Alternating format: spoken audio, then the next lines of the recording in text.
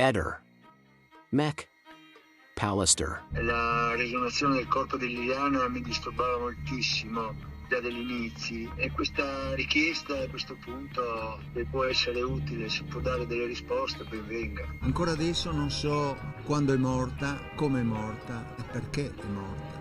Queste sono le cose che a me mi tormentano giorno e notte. Io spero che si arrivi a una verità, a capire a cosa Liliana sia successo e il perché sia successo.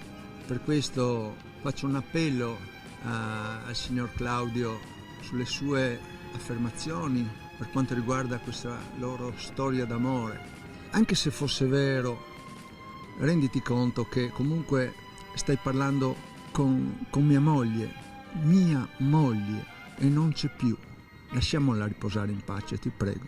Sono due telefonate importanti che tra Liliana e Claudio sono state fatte in dicembre, una il giorno 9 di 12 minuti e una del giorno 13 di 16 minuti. Cioè io vorrei sapere cosa si sono detti in quella telefonata, qualcosa di estremamente importante visto quello che è successo il giorno dopo. Perciò io chiedo a Claudio di riferirci esattamente quello che si sono detti, che abbia il coraggio di dire la verità sul contenuto di quelle telefonate. Ehi, non dimenticare di iscriverti a questo canale.